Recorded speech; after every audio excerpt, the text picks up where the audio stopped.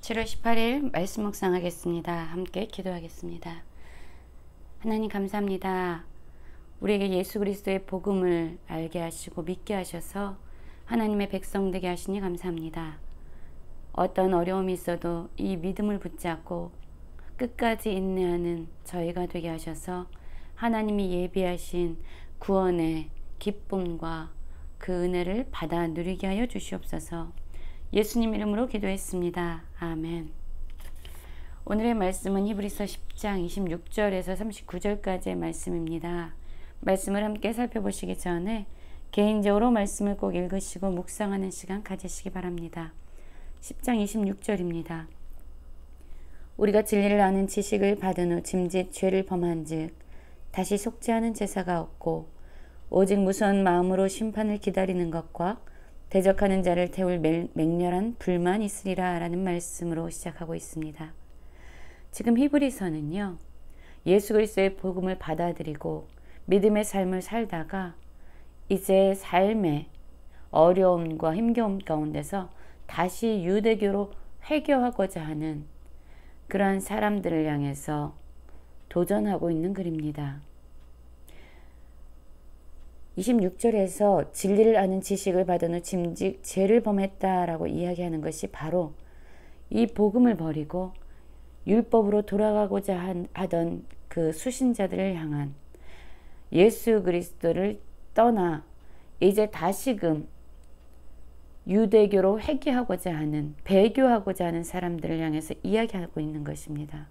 너희가 만약 이제 예수 그리스도 이 복음을 믿었던 믿음을 버리고 다시 이전에 습관적이고 반복적이고 형식적인 그 율법이 지배하는 유대교로 돌아간다면 이제 그 죄악을 속하는 제사는 다시 없을 것이다.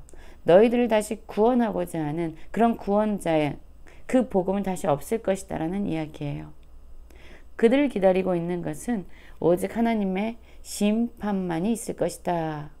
맹렬한 불로 태우는 그런 엄중한 심판이 기다리게 될 것이다 라고 말하고 있는 것이죠.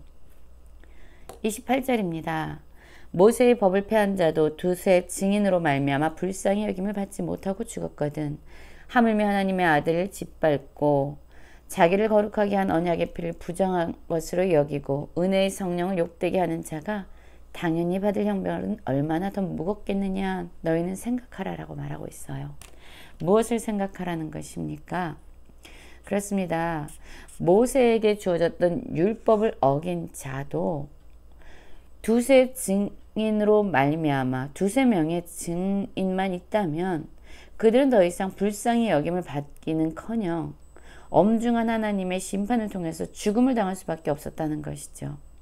이렇게 율법을 폐한 자, 율법을 범한 자에게 엄중한 심판이 있었는데 하물며 하나님의 아들 예수 그리스도께서 이 땅에 오셔서 우리를 위해서 자신의 몸을 십자가에 내어 놓으시고 죽으셨다가 다시 부활하신 그 자신의 생명으로 우리를 구원하시고 이제 우리로 하여금 다시 예수 그리스도의 그 생명으로 살게 하신 그 은혜의 복음을 짓밟은 자들, 복음을 거부한 자들, 우리를 거룩하게 한 예수 그리스도의 피를 부정한 것으로 여기고 또한 우리 가운데서 역사하시는 은혜의 성령을 모욕하는 자들, 그들이 받을 형벌은 얼마나 더 무겁겠냐.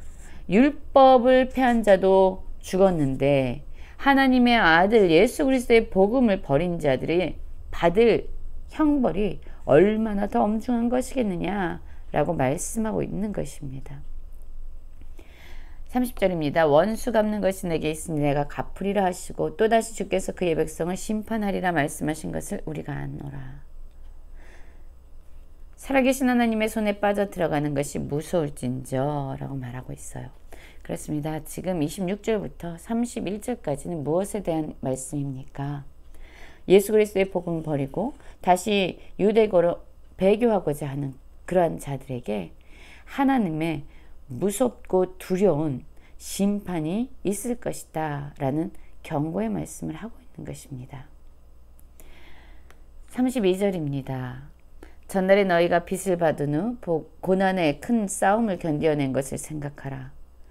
혹은 비방과 환난으로서 사람들에게 구경거리가 되고 혹은 이런 형편에 있는 자들과 사귀는 자가 되었으니 너희가 갇힌 자를 동정하고 너희 소유를 빼앗긴 것도 기쁘게 당한 것은 더 낫고 영구한 소유가 있는 줄 알미라 라고 말씀하고 있어요. 이제 32절부터는요. 예수 그리스도의 복음을 믿고 예수 그리스도의 구원을 받아들이고 믿음으로 살아가면서 이 사람들이 과거에 그 믿음 때문에 얼마나 많은 고난 가운데 있었는지 그럼에도 불구하고 그것을 믿음으로 견뎌냈던 그 삶을 생각하라는 것입니다.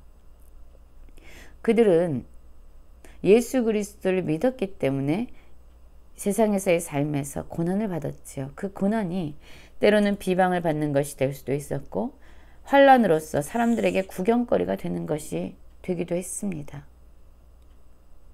그럼에도 불구하고 그들은 믿음으로 말미암아 이 큰 고난과 어려움 가운데 있는 자들과 함께 사귀고 교제하고 또한 복음으로 말미암아 갇힌 자들을 동정했고 심지어 예수 그리스도를 믿는 것 때문에 그들이 가진 소유를 빼앗기는 것도 기쁨으로 당했다라고 이야기하고 있어요. 어떻게 이것이 가능했냐면 이유가 나오죠. 바로 그들이 현재의 삶보다 더 낫고 영구한 영원한 소유가 있는 줄 알았다. 믿음으로 바라본 것입니다. 진정한 하나님께서 주실 그 상, 예수 그리스도의 복음을 믿음으로 그 믿는 자들에게, 하나님의 자녀들에게, 하나님의 백성들에게 준비되고 있는 그 기업을 그들은 믿음의 눈으로 바라봤던 거예요. 그랬기 때문에 현재의 어려움을 그들은 극복하면서 견디면서 살아갔던 거죠. 지금 이 히브리서 기자는요. 삶의 고난 가운데서 예수님의 복음을 버리고 유대교로 회개하는 자들에게 다시 한번 도전합니다. 이 담대함, 믿음의 담대함을 버리지 말라. 이것이 큰 상을 얻게 하는 것이다. 믿음으로 인내하라라고 이야기하는 거예요. 36절입니다. 너희에게 인내가 필요함은 너희가 하나님의 뜻을 행한 후에 약속하신 것을 받기 위함이라. 잠시 잠깐 오면 오실 이가 오시리니 지체하지 아니하시리라. 이렇게 말씀하고 있어요. 그렇습니다. 지금 34절에서도 그렇고요. 볼까요? 34절. 이들에게 더 낫고 영구한 소유가 있다라고 얘기해요. 또한 이러한 믿음을 지키는 자들, 인내함으로 이 시련을 견디는 자들은 큰 상을 얻게 될 것이라고 이야기합니다. 그리고 하나님의 뜻을 행한 후에 약속한 것을 받게 된다라고 얘기해요. 그렇기 때문에 이들에게 필요한 것은 예수 그리스도의 복음을 믿음으로 현재의 이 고난을 인내하라, 인내가 필요하다라고 말하고 있습니다. 나의 잠시 후면 오실 이가 온다. 예수 그리스도께서 약속하신 것처럼 다시 재림하신다는 거예요. 무엇을 위해서요? 이 땅을 심판하시기 위한 것입니다. 예수 그리스도를 믿고 이 시련을 견딘 자들에게는 구원의 기쁨을 온전히 누리게 하시고 예수 그리스도의 복음을 거부한 자들에게는 심판이 있는 것이죠. 나의 의인은 믿음으로 말미암아 살리라. 그렇습니다. 하나님이 의롭다 칭하신 이러한 자들은 오직 예수 그리스도의 복음을 믿음으로 말미암아 이 땅을 살아가는 자들이라고 말합니다. 그러나 이 믿음을 버리고 뒤로 물러가면 그들을 하나님이 기뻐하지 않는단 말이에요. 우리는 뒤로 물러갈 멸망한 자가 아니라 오직 영혼을 구원에 이르는 믿음을 가진 자다. 우리 믿음을 가진 자가 아니냐. 예수 그리스도의 복음을 저버리지 말라. 그것을 저버릴 때 너희에게 무서운 심판이 있다. 그러나 어떠한 어려움과 고난 속에서도 믿음을 붙잡고 인내해라. 그러면 우리에겐 하나님이 주실 큰 상급과 약속한 기업이 있다. 믿음으로 이 땅을 살아가야 된다라는 것입니다. 우리는 어떠한 삶을 살아가고 있습니까? 현재의 삶 가운데서 예수 그리스도의 복음에 감격했던 그런 믿음의 삶을 버리고 다시금 형식적이고 습관적이고 의무적인 그러한 예배를 드리고 있지는 않습니까? 우리의 삶을 돌아보기 원합니다. 우리의 삶이 지금 진정 믿음으로 말미암아 감격하는 삶을 살아가고 있는지, 아니면 형식과 율법에 매인 습관적인 그러한 종교 생활을 하고 있지는 않은지, 어떤 삶의 환경 가운데서도 상황 가운데서도 믿음을 붙잡고 우리를 위해서 자신의 생명을 내어주신 예수 그리스도의 사랑에 감격하면서 인내로 이 땅의 삶을 살아가기 원합니다.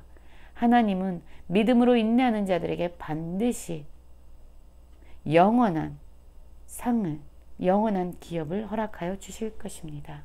오늘도 믿음으로 이 땅을 살아가는 모든 성도님들 되시길 간절히 기도합니다.